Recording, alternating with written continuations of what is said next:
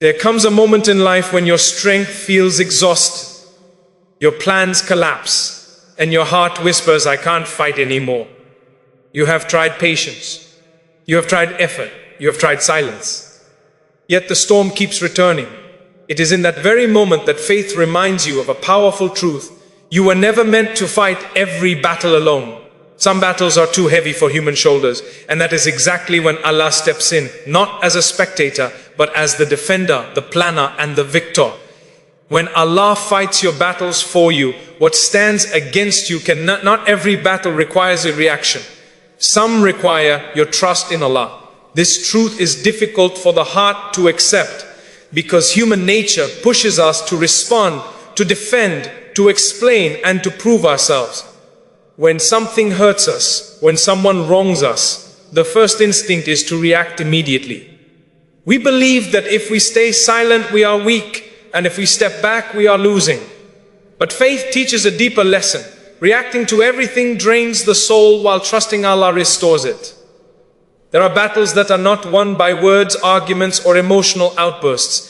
There are situations where your reaction only feeds the fire, strengthens the enemy, and distances your heart from peace. Allah, in His wisdom, allows certain tests to see whether you rely on your own strength or place your trust in Him.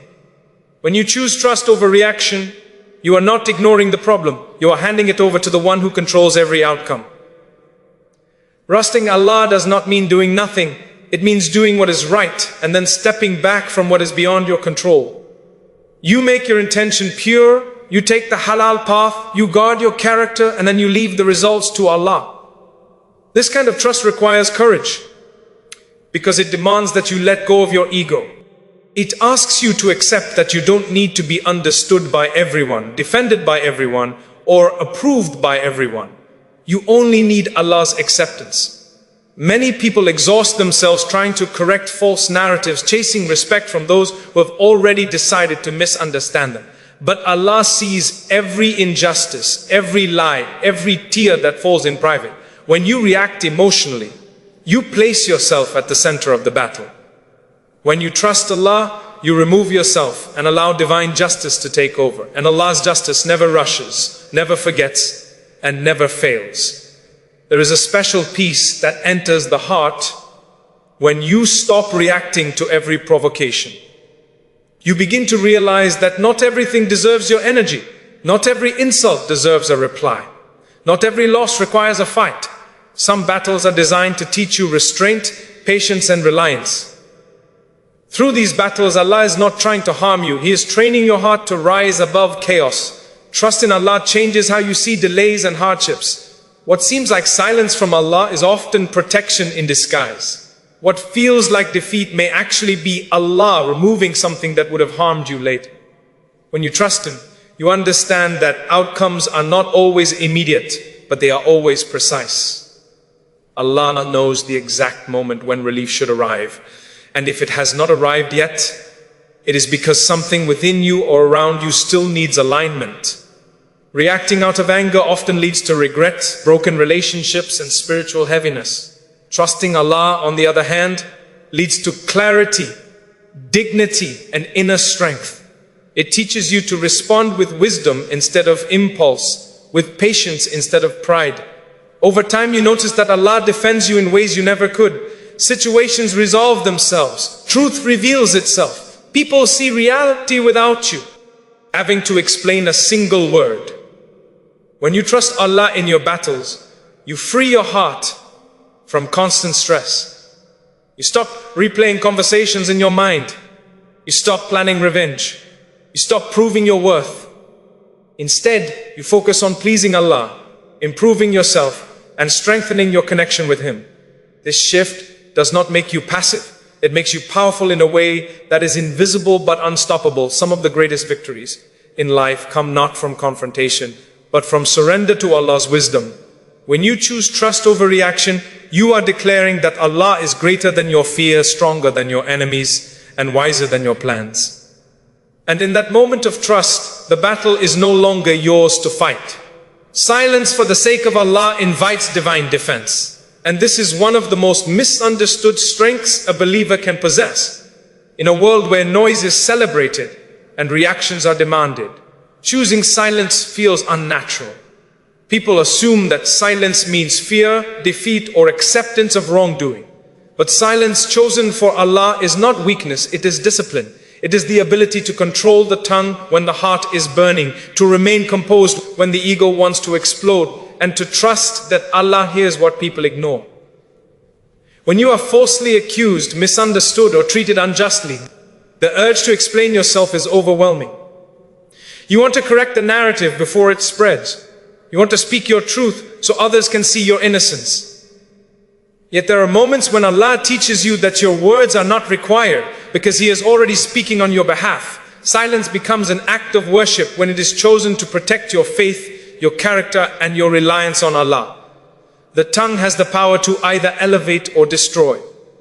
One sentence spoken in anger can erase years of good character.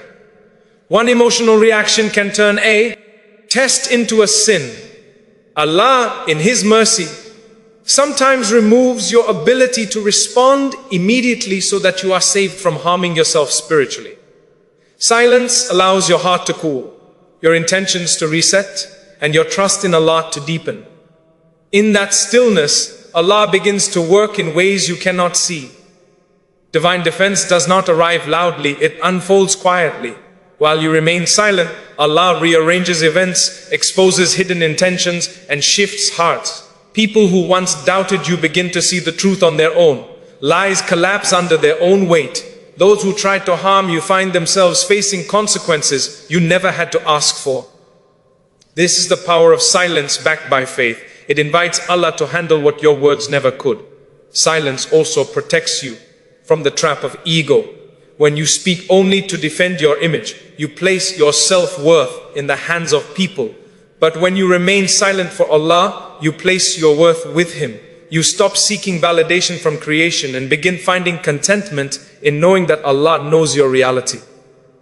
This detachment brings a level of peace that arguments and explanations can never provide. There are times when Allah tests you by giving you the chance to respond. You could speak and temporarily satisfy your ego, or you could remain silent and earn Allah's support.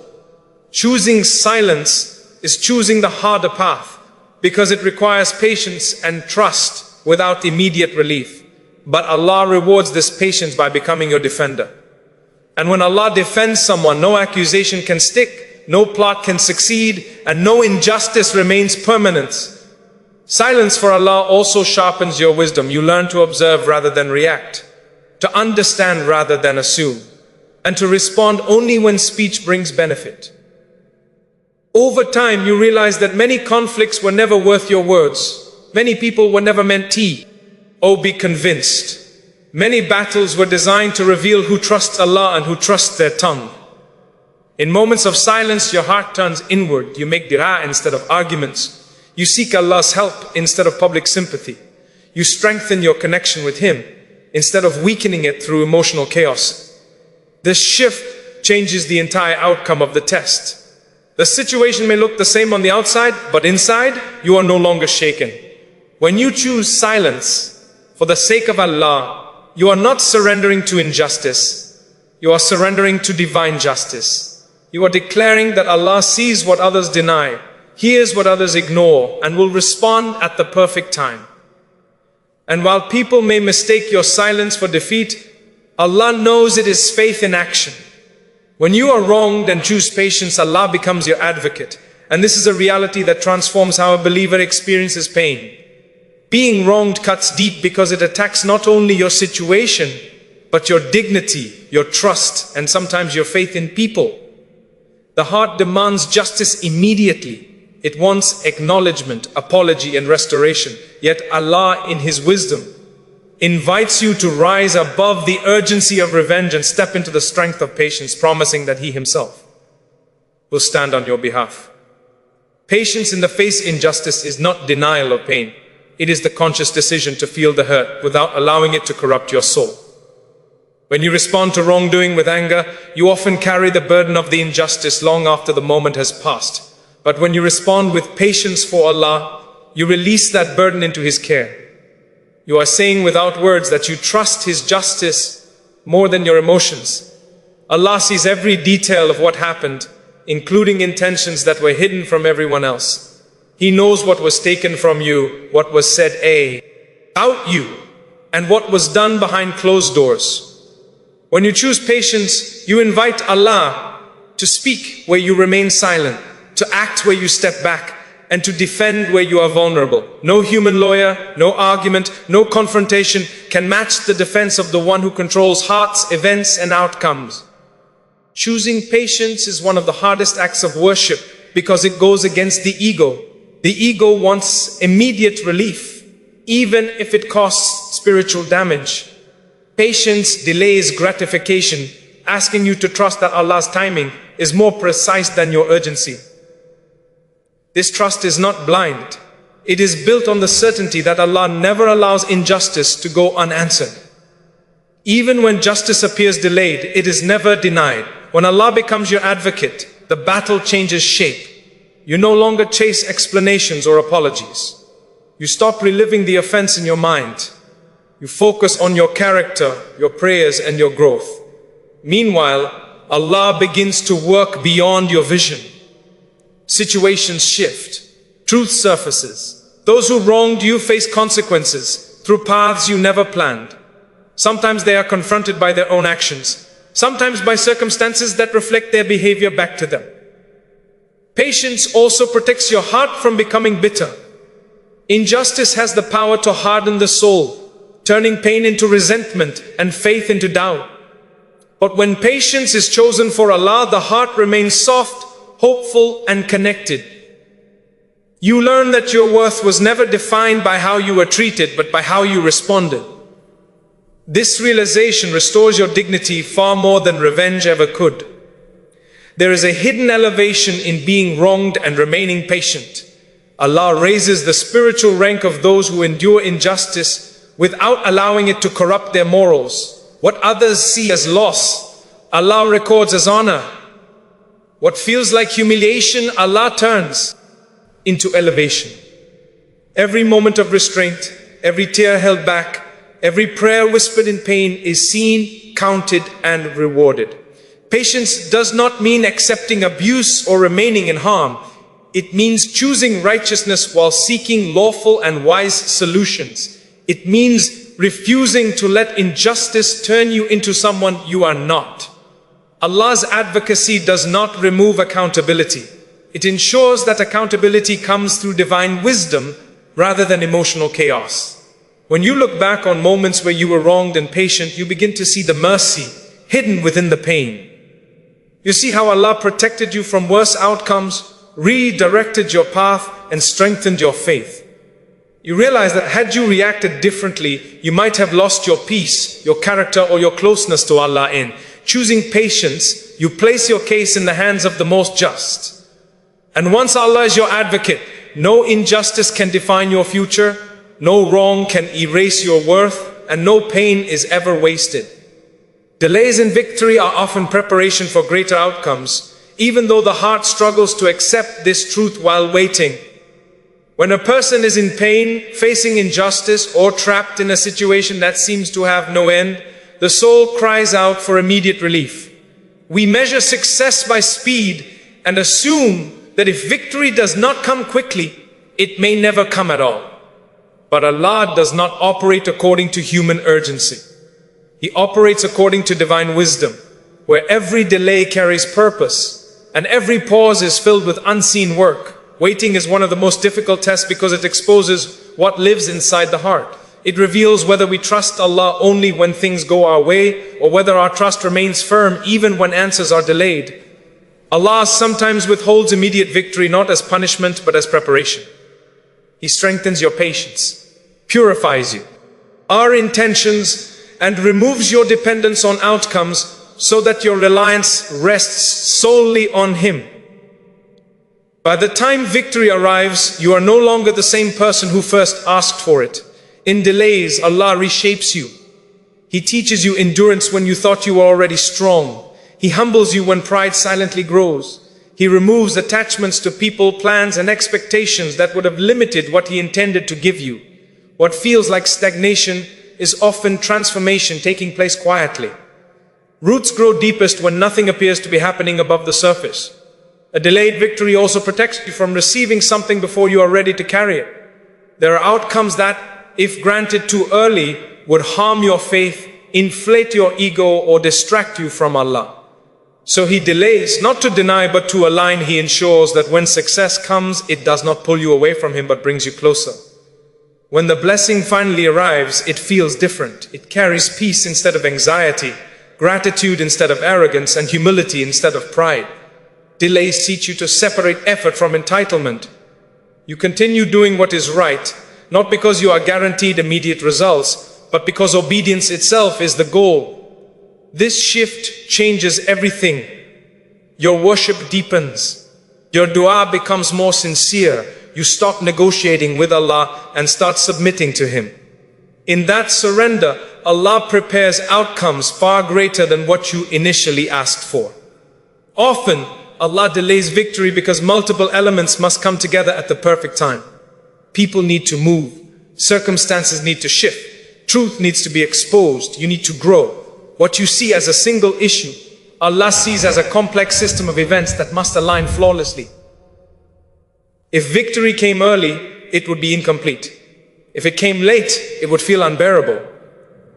So Allah brings it exacto until when it will heal, elevate, and protect you. Delays also reveal sincerity.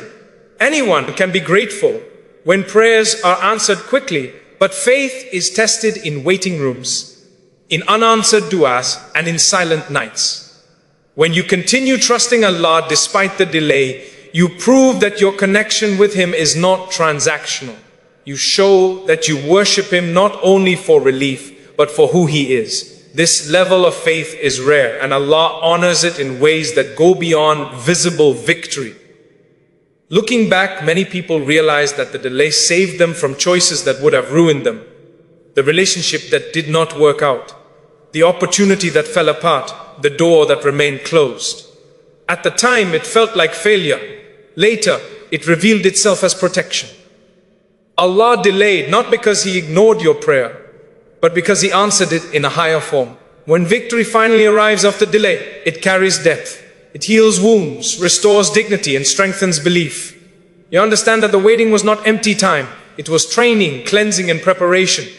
You realize that Allah was fighting your battles long before you saw any sign of change. True strength is surrendering control to the one who controls all. Yet this is one of the hardest truths for the human heart to accept. From a young age, we are taught to manage, plan, secure, and protect our lives through our own effort. Control feels like safety. Letting go feels like risk. But faith invites us to discover a deeper form of strength, one that does not come from holding tightly to outcomes, but from placing them in the hands of Allah, who sees what we cannot and knows what we never will. The desire for control is rooted in fear. Fear of loss, fear of failure, fear of uncertainty. We plan every detail because we are afraid of being disappointed. We hold on to people because we fear loneliness. We chase out homes because we fear regret. Yet the more we try to control everything, the heavier life becomes. The heart grows anxious, the mind becomes restless, and peace feels unreachable. Surrender to Allah is not giving up. It is laying down a burden that was never meant for you to carry. When you surrender control to Allah, you are not abandoning responsibility. You still make effort, seek halal means, and act with wisdom. But you stop obsessing over results. You stop replaying worst-case scenarios in your mind. You stop forcing doors that Allah has not opened. This surrender frees your heart from constant tension and allows you to move through life with calm trust rather than desperate pressure. Surrender requires humility because it asks you to accept that your understanding is limited. You may see only one possible outcome while Allah sees thousands.